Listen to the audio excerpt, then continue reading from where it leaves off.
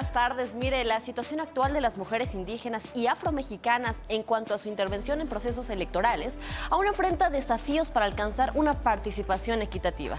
Pero, ¿qué es lo que se necesita para una mayor presencia en estos procesos? Hoy justamente hablaremos sobre este tema en Punto y Coma, así es que acompáñenos. Para construir una democracia equitativa es necesaria una mayor participación de las mujeres indígenas en los poderes legislativo, ejecutivo y judicial. Aunque se han reportado avances al otorgar candidaturas para diputaciones a ciudadanos indígenas, solo 13 de los 28 distritos electorales tienen representación indígena, lo que simboliza el 2.6% del total de los diputados, cifra que aún se mantiene lejos de una representación por parte de este sector de la población, pues el porcentaje debería llegar al 21.5% correspondiente al total de personas indígenas en México. Actualmente, de los 119 millones de personas que viven en el país, solo 25.7 millones se reconocen como indígenas, es decir, 21.5% de la población mexicana.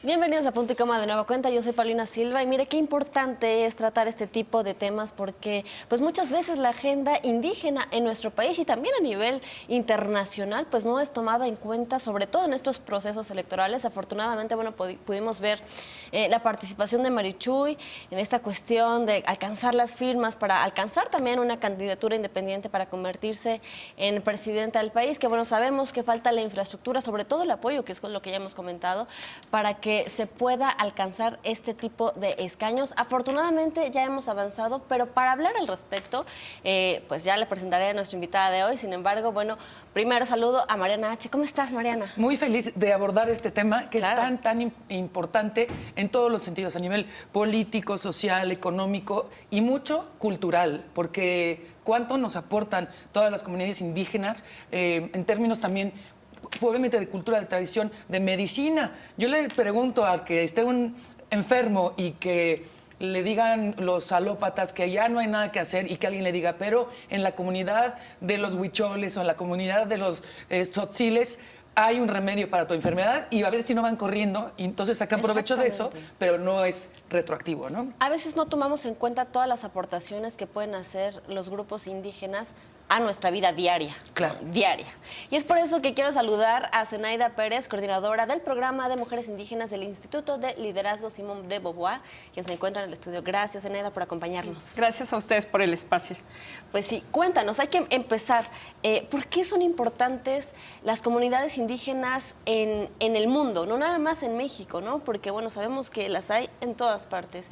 ¿Y cuál es su aportación? Sí, el marco, digamos, a nivel mundial creo que es el cuidado de la naturaleza, ¿no?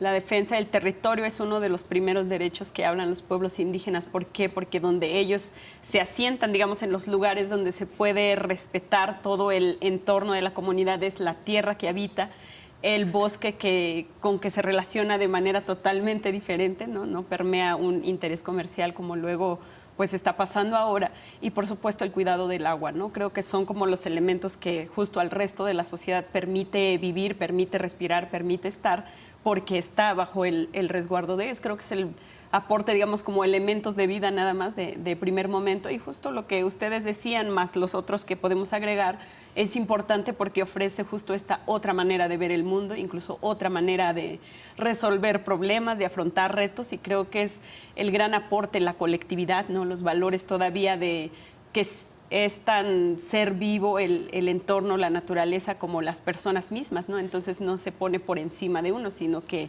existimos gracias al entorno, gracias a la tierra que nos permite obtener cosechas desde ella, y pues que lamentablemente cuando termina nuestro ciclo acá, pues volvemos a ella, ¿no? Entonces creo que es verlo de manera integral y de manera cíclica, que estamos un rato aquí, pero que nos toca el compromiso de dejar bienestar también para quienes siguen, ¿no? Qué distinto sería el mundo hoy en día si en todas las comunidades urbanas rurales y urbanas, se tuviera tal respeto por la tierra. Totalmente. No habría ni calentamiento global, ni estarían desapareciendo las abejas, ni tendríamos contingencia ambiental. Si nos educaran con esta filosofía apegada a las tradiciones indígenas de conocer, respetar y adorar a la tierra, ¿qué planeta distinto tendríamos? Porque además en las comunidades, por ejemplo, de indios en Canadá, en Estados Unidos, también coinciden con en esta parte muy apegada a la naturaleza, y allá les tienen mucho más respeto también, Sí. ¿no? Todas las reservas. Sí, justo no debería de vivirse ahora que los pueblos se encarguen de cuidarlo, sino justo cómo se generan políticas públicas o instituciones que puedan coadyuvar en la garantía del derecho.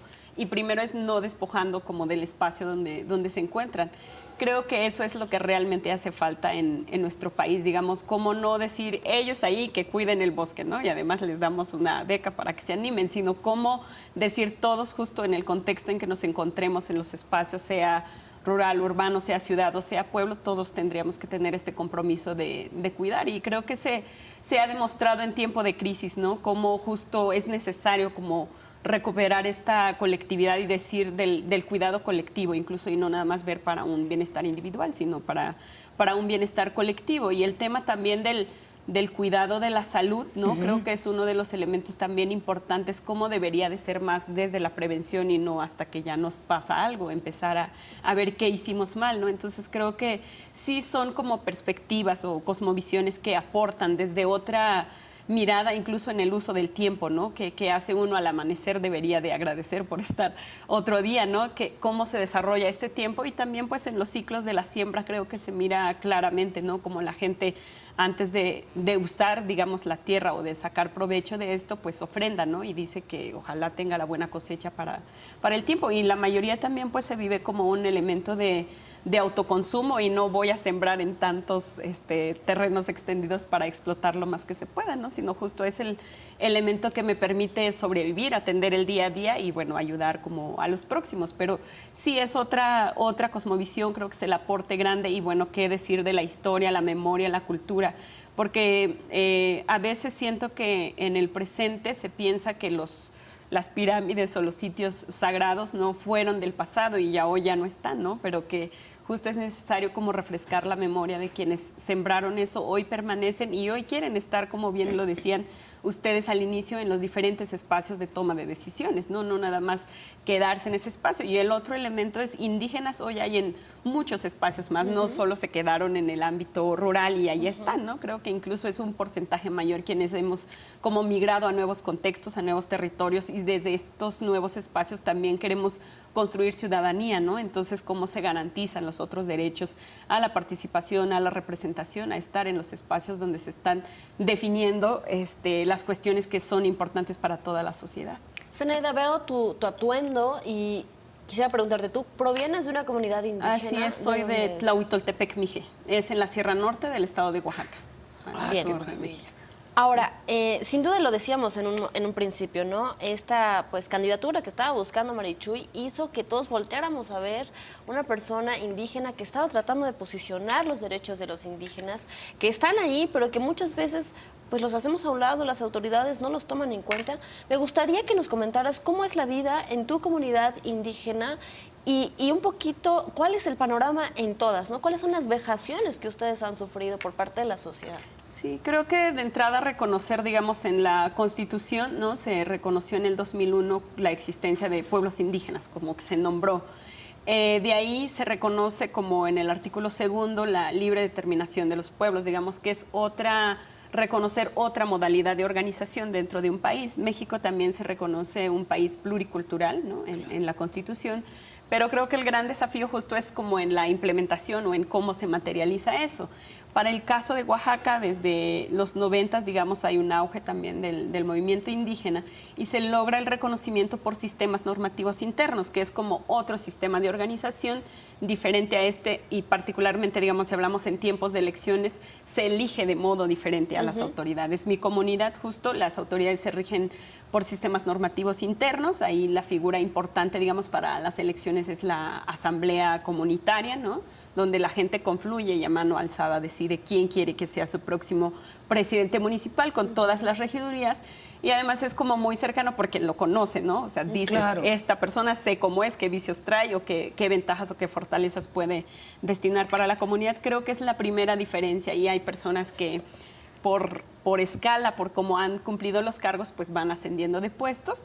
Y también a los que vamos empezando, a mí me han tocado 2 cargos en la comunidad, pero los que vamos empezando nos toca como estar de auxiliares justo para, me parece, entender la dinámica comunitaria. Yo salí a estudiar a la ciudad y cuando regresé justo dije, esta es mi escuela comunitaria. O sea, esa otra parte es necesaria reaprender desde adentro porque creo que ahí es donde uno mira cuán sagrado es el territorio para llevar la buena gestión en el año, ¿no? Híjole, eso es padrísimo y quisiera abordar eso regresando de corte porque eso lo he visto, como de verdad tienen muchas veces posibilidad, pero dicen, no, aquí está mi casa y aquí puedo servir más que acá. Entonces, vamos a Y ver. ¿sabes qué otra cosa? Los tequios, que justamente provienen de Oaxaca, ¿no? Que nos explicaras qué son los tequios, porque aparte si lo aplicáramos en nuestra vida Te diaria, digo. híjole, nuestro Desde país la sería... barrer el patio, dijera, ¿no? Así es, Barrer sería la banca. diferente. Nos vamos a una pausa. Los invitamos a que participen en nuestra cuenta de Twitter en la pregunta de hoy. ¿Consideras que la participación equitativa en todos los espacios públicos de las mujeres indígenas y afromexicanas se dé en corto plazo? 0% que sí, 100% que no. Volvemos.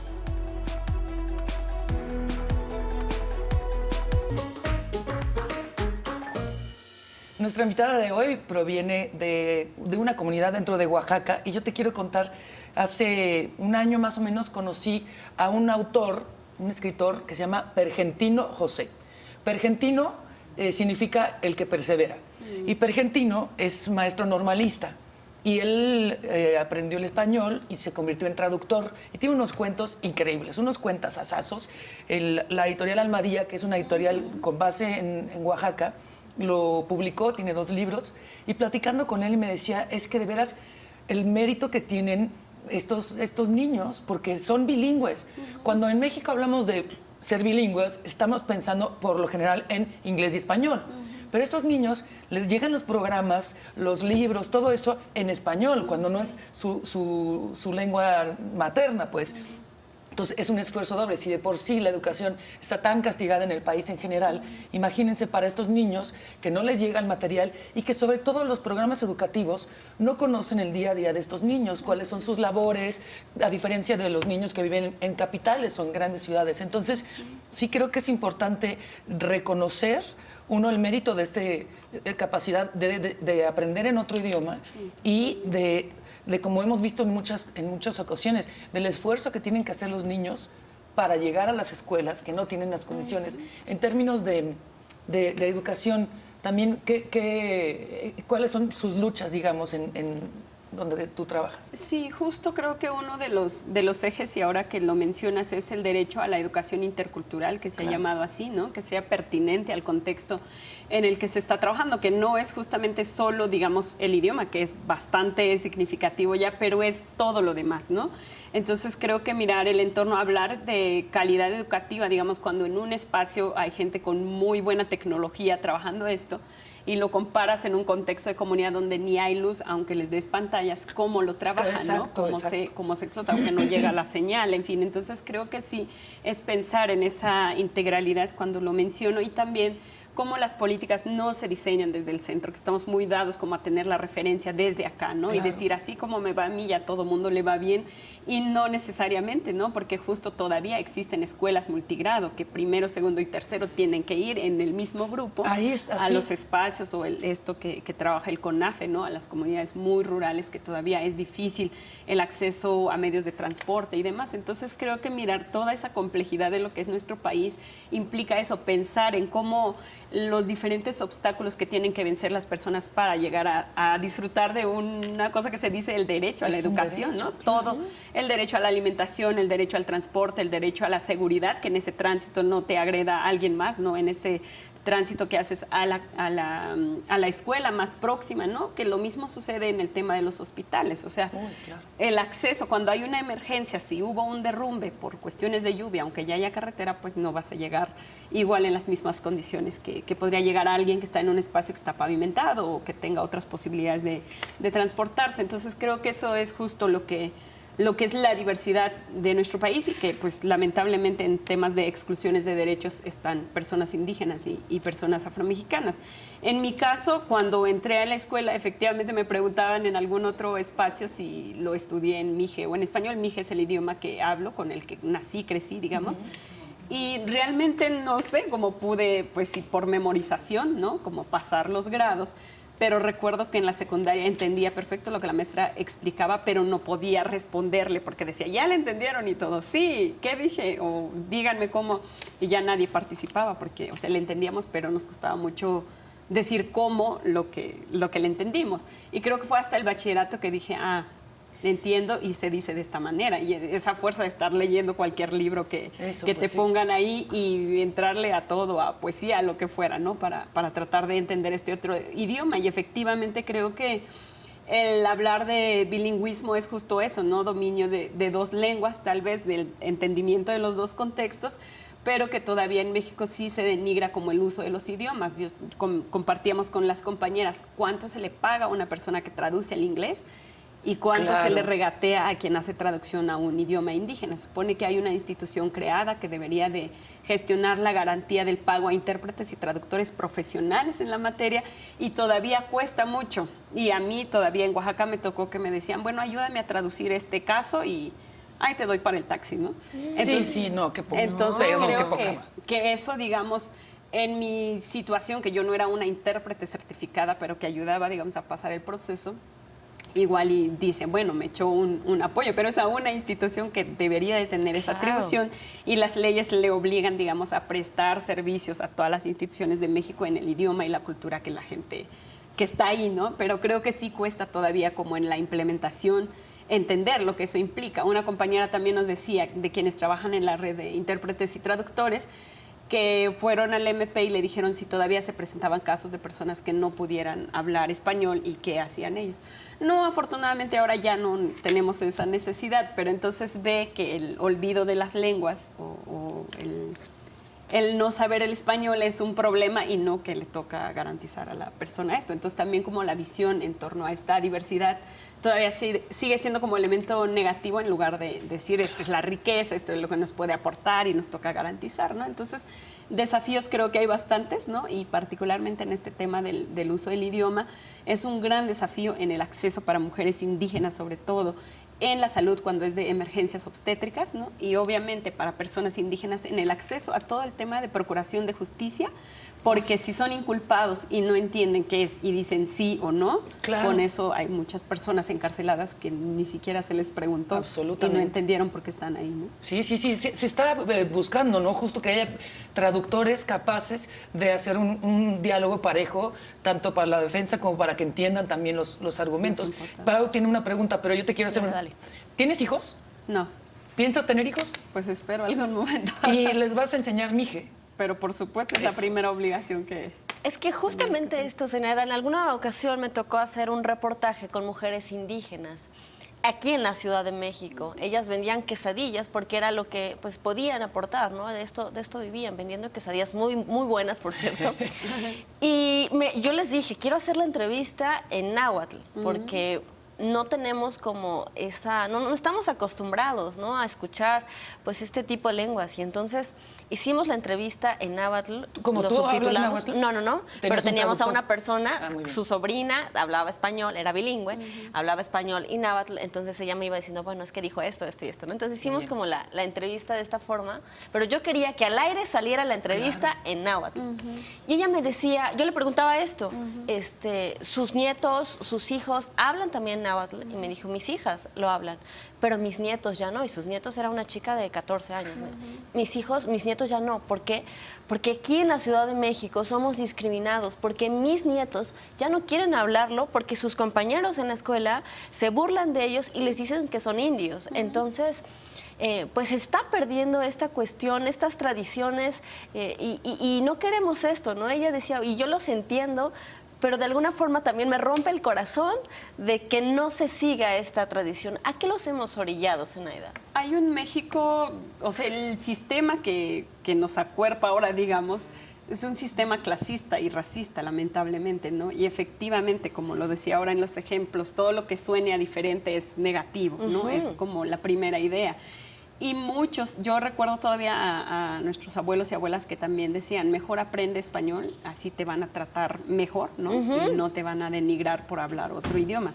Lamentablemente la práctica en las instituciones así pasa, o sea, como te ven, te tratan, o en este caso como te oyen, te tratan, ¿no? Pero justo si uno demuestra como inseguridad o que titubea o que no sabe, te cierran las puertas, ¿no? Entonces, creo que lo que te compartieron es una realidad que se vive en prácticamente todo el país, digamos, incluso en las propias comunidades cuesta mucho como ¿por qué es positivo que yo hable mi idioma? ¿No? Es como es la gran pregunta. ¿Por qué? ¿Dónde me abren las puertas? ¿Dónde sé que voy a ascender por eso? Porque incluso creo que en México se ha hecho el estudio de, incluso por el tono de piel, ¿no? Como muchos factores que hacen ver que si tú eres diferente al prototipo de persona que se puede imaginar que va a avanzar, que va a ascender, no quieras como perpetuar lo que de por sí te puede limitar oportunidades, digamos. Entonces creo que la reacción de ellos, digamos, pensando por el bien de su descendencia, pues es eso, ¿no? De mejor ya no hables y tal. Afortunadamente, digamos, hay toda una campaña que está emprendida por los propios pueblos de por qué es importante, porque un idioma hemos valorado que trae toda la cosmovisión, o sea, no nada más es hablar la palabra, sino justo la forma en que la palabra sagrada se dice también de cómo cuando la gente hace ofrenda o pide, hace algún pedimento para que llueva o para que ya no pare de llover, lo que fuese, o pedir por su salud, pues lo hace en su idioma y en ese sentido me parece que es más como sentido realmente porque la gente así lo vive, hacerlo en ese modo, hacerlo en otro idioma tal vez puede poner uno la intención, pero siento que no se transmite de la misma manera. Entonces, eso más adoptar como o usar las nuevas oportunidades o nuevas tecnologías.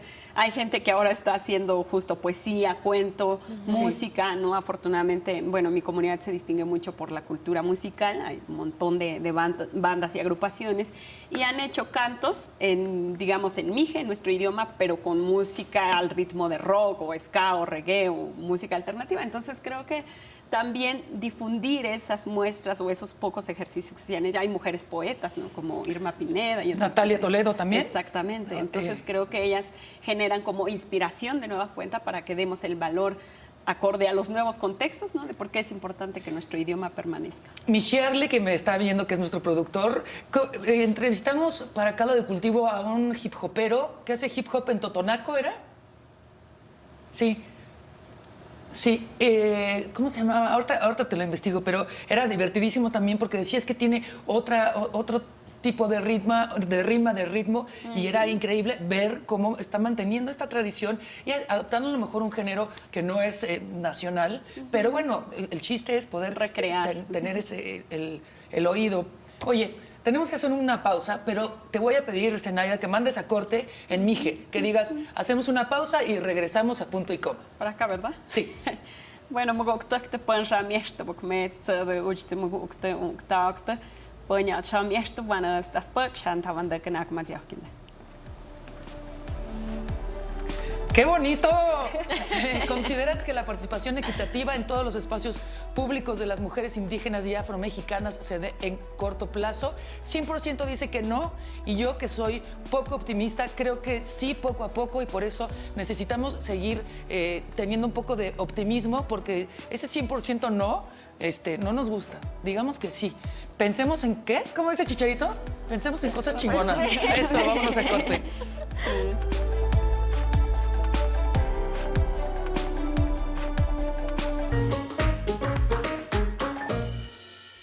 Gracias por continuar en Punto y Coma. Nosotros seguimos hablando de la agenda de las comunidades indígenas. Ya más adelante estaremos hablando de cuáles son las necesidades de ser pues mujer e indígena, porque sabemos que es una doble vulnerabilidad. Así es que se encuentra con nosotros Zenaida Pérez, coordinadora del programa de mujeres indígenas del Instituto de Liderazgo Simón de Beauvoir. Si usted acaba de sintonizar Punto y Coma, quédese con nosotros. Estábamos hablando, te quería preguntar, Zenaida, ¿qué son estos de los tequios? Porque si lo aplicáramos en la vida diaria, pues todo sería diferente, ¿no? ¿Es parecido a un kibutz? No sé. A ver, Tienen tú cuéntanos, diferentes porque nombres, nos comentabas, ¿no? Sí, hay gente que también le llama la goza o la guetza, que ahí viene un poquito lo de la guelaguetza, ¿no? Guelaguetza, Es como claro. hacer el trabajo colectivo para sacar un bien. Antes la gente hacía tequio para ayudar a construir la casa de alguien más que no tenía casa, ¿no? Ahora es como en el tema de ir a sembrar. Si yo tengo un terreno que sé que sola no lo puedo sembrar, entonces invito a 2, 3 y convido con ellas la comida y pedimos juntos y sembramos juntos y demás, ¿no? Entonces creo que antes incluso de que se asignaran ramos presupuestales a los municipios indígenas, la gente construía sus palacios, su iglesia, o sea, la casa comunal, lo que es es un del trabajo en pueblo. conjunto. Exactamente, entonces hay quien traía la piedra, hay quien traía la arena, hay quien, o sea, como que todos contribuían para edificar algo que va a ser para beneficio del pueblo. Entonces creo que ese valor, digamos, es parte del aporte que la gente trabaja porque genera el bien para otro, pero no trabaja para que, y págame a fuerzas porque estoy trabajando para ti, ¿no? Porque sé que hoy lo vas a necesitar tú, pero mañana que yo lo necesite, todos van a ir a ayudarme. Y también lo de las fiestas familiares, digamos, ¿no? Que esta familia hace fiesta, otras familias vienen a ayudarla, entonces todos comen, todos disfrutan, todos bailan. Y en la siguiente ocasión que le toca a la otra familia, también van y apoyan. Entonces creo que es esa reciprocidad de ida y vuelta, sabiendo que no tenemos muchas más alternativas, que nos necesitamos nosotros, quienes estamos como en el contexto más próximo, más cercano, y es una manera de hacer comunidad. Justo aquí una compañera me decía, ¿por qué nos cuesta en la ciudad hacer eso?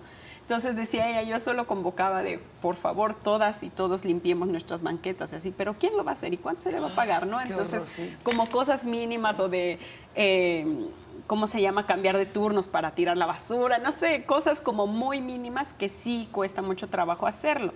Pero creo que también las propias mujeres han empezado a hacer una dinámica interesante, por lo menos lo que yo he mirado en la ciudad, cuando trabajan y tienen que dejar a sus hijos en la escuela, si se complica, hablan con otra mamá para que pase por él, en fin, como así unos mínimos esfuerzos, pero que es necesario moverlo a la vida pública, ¿no? Y que realmente creo que en la Ciudad de México lo que me tocó ver solo cuando sucedió lo del temblor es que todos salieron a aportar sin esperar algo a cambio, ¿no? Pero ¿por qué después de la tragedia? ¿Por qué no en el día a día que ya sea algo que está, digamos, bien engranado y va funcionando, ¿no? Y eso es lo que se debería de trabajar, pues, ¿no? Pero otra vez, ¿cómo se promueven como estas otras formas de pensamiento, ¿no? ¿Cómo se promueve en el espacio público? Que es importante hacer eso.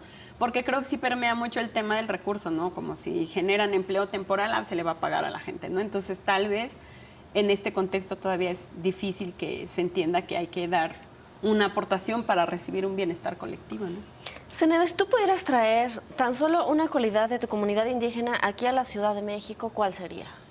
Creo que hay muchos, pero lo que a mí me dio mucho como el golpe o el marcar la diferencia entre cuando yo vivía en mi comunidad a cuando me mudé a la ciudad es el saludo.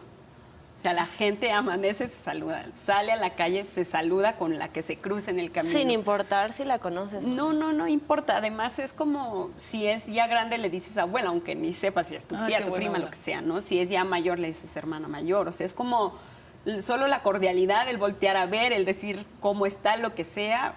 Creo que eso es algo valiosísimo que cuando me mudé a la ciudad dije, ¿en serio la gente no se saluda o se sienta al lado en el mismo camión? O sea, fue muy impactante para mí. Entonces, esa es una dinámica, pero creo que todo lo previo que he dicho, ¿no? La consideración a los otros, el uso del tiempo, la forma de organización, la relación con el entorno, creo que todo eso es valioso que se puede aportar de la comunidad a la Qué ciudad. cañón, que me imagino que tú esperabas, Pau, también que dijeran pues que implementaran un sistema como el tequio o Ajá, que hicieran sí, eso. sí. Y es partiendo del saludo. Que ¿no? aparte Qué lo podemos cañón. hacer ahorita, Persona, ¿no? ahorita. Saliendo del programa lo podemos aplicar y cambia el día totalmente. Qué cañón, pero sí, exacto, es el primer paso a la cordialidad, a la empatía. A todo lo demás, porque si saludas al otro es que te importa, si ni siquiera lo saludas. Es que entonces- sí, no tiene sentido de comunidad. Hay un autor que se llama Peter Cooper que se tomó un año sabático en Oaxaca, pero dijo, ¿qué es esto? O sea, el libro se llama Diarios de Oaxaca. Dijo, o sea, no puedo creer todo lo que estoy viendo, todo lo que estoy comiendo. Y una de las cosas que... El libro se encuentra, está en la editorial Sexto Piso, es un libro muy bonito porque este ilustrador es de Nueva York y es todo ilustrado con sus globitos y todo. Y dice cosas que nunca voy a olvidar de México, especialmente de Oaxaca, que nunca voy a dejar de hacer. Y uno de los puntos era tocar más a la gente. Y obviamente estamos hablando de un... Con respeto, ¿no? Exacto, o sea, como bueno, en Estados Unidos son muy fríos, o sea, con trabajo se saludan de mano, nosotros nos hablamos de beso y abrazo. Y entonces decía, ese contacto físico natural, bonito, de cariño, me dio muchísimo. Entonces sí, son a veces pasos muy cortos que van a tener grande alcance al final, ¿no? Sí, totalmente. Bueno, otro aporte es como la manera de curación. Ustedes hablan de bueno. María Sabina, ¿no? Sí, claro. Que todo digamos, el ícono en el que se refleja mucho, pero justo decían, ante enfermedades, digamos, que te dicen que se curan con pastillas, pero si tienes una enfermedad del alma, o sea, ¿dónde recurres? Y justo como que regresas a preguntar por qué pasa esto, ¿no? Entonces, cosas que, digamos, no se pueden curar en lo físico, tal vez es como en el alma, en el ánimo. Totalmente que sirve eso, sencillamente como el tema del temazcal, ¿no? Creo que es como el darse el tiempo para regresar a sus orígenes, así tan simbólico, ¿no? De entrar otra vez, ellos dicen, en el vientre de quien te dio el nacimiento, ¿no? Entonces creo que es como el tiempo para sí y curarse con agua, con fuego y con plantas, ¿no? La misma ayahuasca, ¿no? Yo no le he entrado, mi hermana sí. Ajá. Perdón, no sé si... No es ilegal, ¿o sí? Yo espero que no, Yo espero con que no. esta criminalización a la Exacto. forma de curación, no sabemos. Pero ella fue y ella es más como hippie, ¿no? Y entonces dice, te lo juro que las cosas que tenemos como hermanas, ¿no? No sé, cuestiones de la infancia, relación con los papás, todo eso. Yo me fui por el psicoanálisis. 10 años. No sirvió claramente de mucho. Y mi hermana dijo, es que neta, fui a una sesión de ayahuasca y fue otra cosa. O sea, pude ver a mi mamá en un lugar, pude ver a mi abuela en otro lugar, pude verme a mí con mi hijo en otro. Yo decía, bueno, quiero. Pero luego me dio miedo. Sí. Pero ese tipo de cosas bien guiadas, o sea, te ahorran mis 10 años de psicoanálisis, que es tiempo y mucho dinero. Sí. Bueno, justo ahora me acuerdo de mi madre. Mi madre es huesera y partera. Entonces han llegado a ella personas que dicen, es que me tienen que operar, pero no quiero ir a dar al hospital, sóbame, ¿no? Entonces es como ella arregla los huesos. Y un día sí, un señor nos dijo que solo con operación, uno en el brazo, otro en la espalda. Y ella lo curó. O sea, 2, 3 sobadas, ¿no? Porque ellas saben cuánto es como el tiempo que tiene que llevar. Y el señor estaba así como impresionado de cuánto dinero me ahorraste. O sea, claro. porque hasta incluso eso, ¿no? Pero creo que sí es como, y ella dice que hay que curar a la gente con fe, o sea, porque también como el tema de los partos, ¿no? Nos preguntaban si quisiéramos aprender. Le digo, no, si recibo un chamaco y se me muere. Y dice, si piensas así, pues no estás para hacer esto, ¿no? O sea, hay que pensar que quieres salvar a la gente, que tienes la fortaleza para hacerlo. Entonces creo que también demanda mucho a quien cura, pues que tiene que tener esa fortaleza para transmitírselo a las personas que va a curar, ¿no? Entonces sí creo que esta otra manera de curar no solo a través del invento de la medicina, ¿no? Sino incluso decía ella, a veces la gente te busca para que tú la escuches, no necesariamente para que le des una pastilla, ¿no? Sino a veces lo que buscamos es que nos escuchen y que nos atiendan. Qué importante es eso. Bueno, pues si podemos resumir algo de este bloque es regresar a nuestras raíces, sonreír, saludar y simplemente ser felices. Nos vamos a un corte y regresamos aquí en Punto y Coma, no se vaya. Tenemos la pregunta del día. ¿Consideras que la participación equitativa en todos los espacios públicos de las mujeres indígenas y afromexicanas se dé en corto plazo? 40% que sí, funcionó tu petición, Mariana. 60% que no. Esperemos que al final del programa pues esto pueda ser más equitativo. Volvemos. Sí.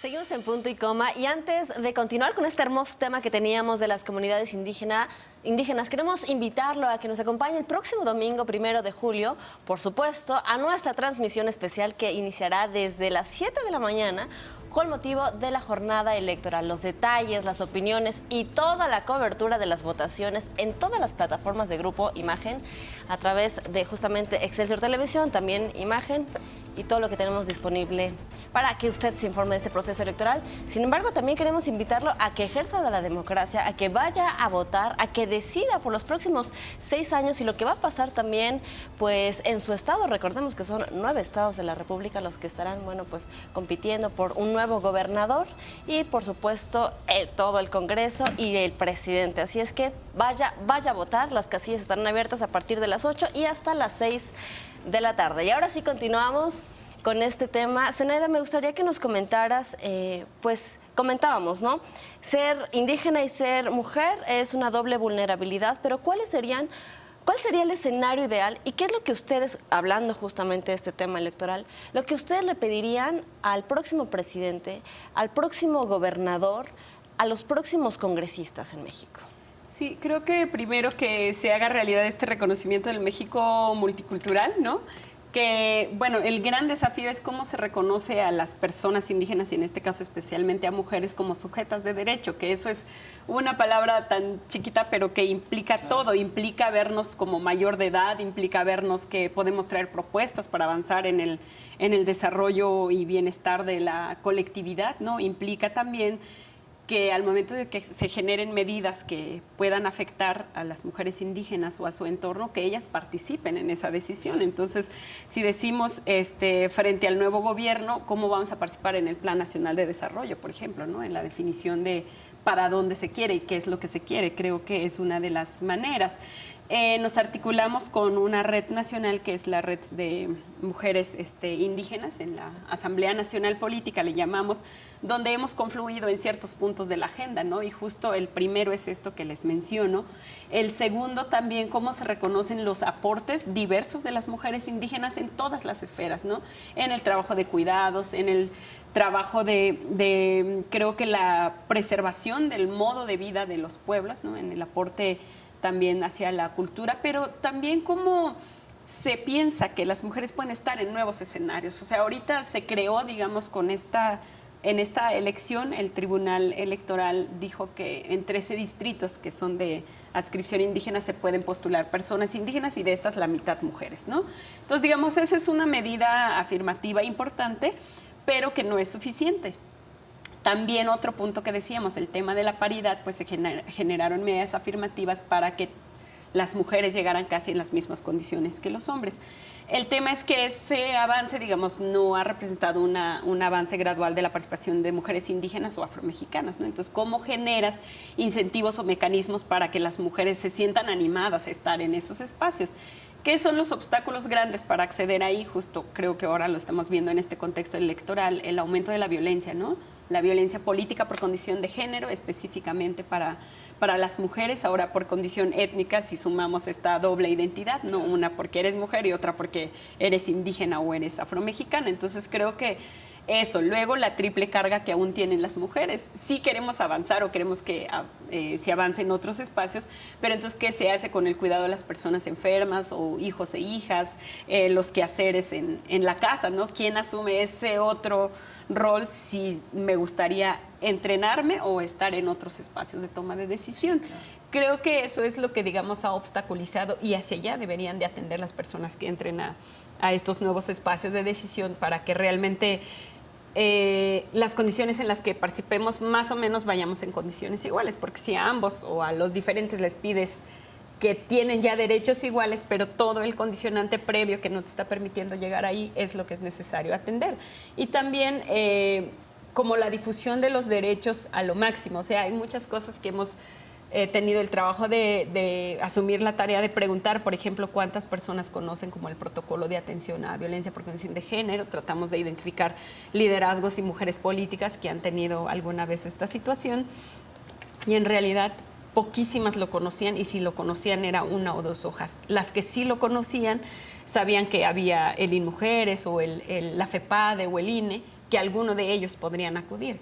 pero alguien dijo, yo fui a la FEPADE y me dijeron, eso no nos toca hacer eso. Otra que fue al MP y le dijo, yo no llevo ese caso, vete al otro. Entonces, el hecho de decir que son 2 o 3 instituciones es que todos se echan la bolita, ¿no? No es que aquí tienes que ir, aquí puedes denunciar o aquí puedes poner tu queja.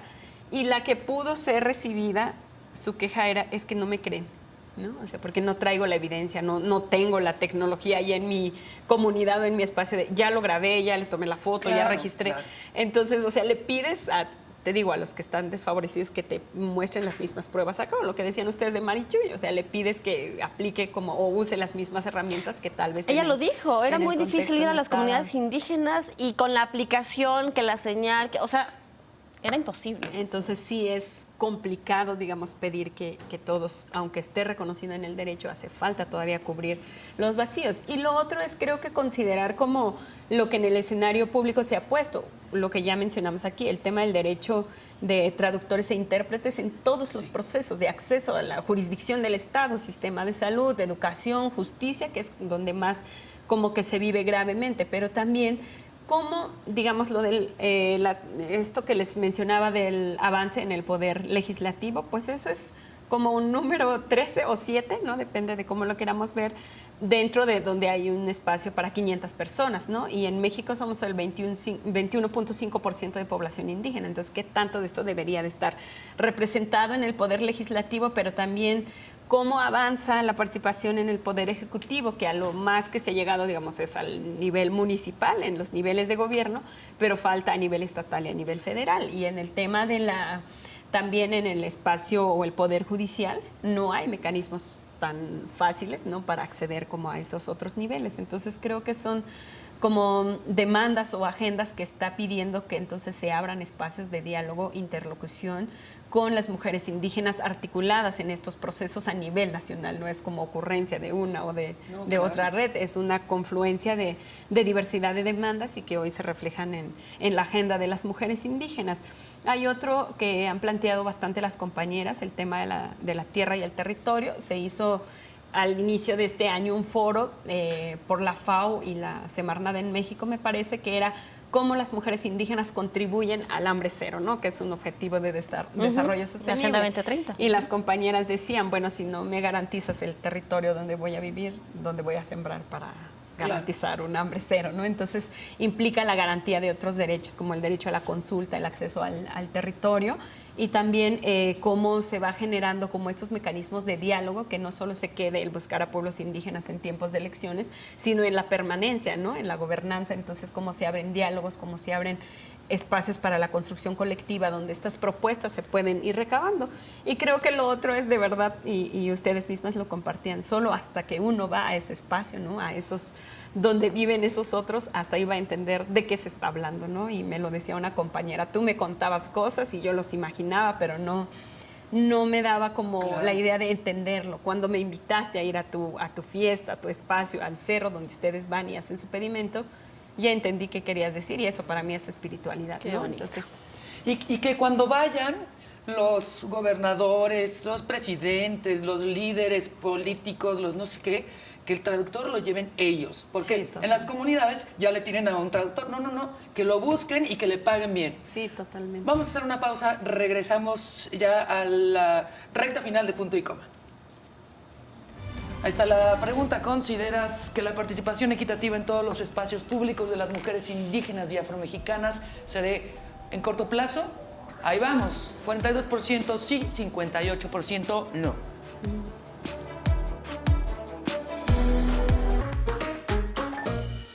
Nos quedan apenas 2 minutitos y cacho para terminar el programa, pero te quiero preguntar, para la gente que le interese estos temas, que quiera apoyar, que quiera simplemente conocer más de las diferentes comunidades, de las muchísimas etnias, ¿cómo se acercan a ustedes?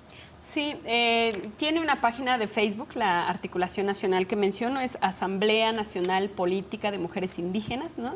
Y ahí confluimos mujeres prácticamente creo que es de 22 estados de la República, ¿no? Estamos tratando de trabajar en lo lo más extenso con red de redes, digamos, ¿no? Donde hay también autoridades comunitarias o donde están las propias redes de mujeres indígenas.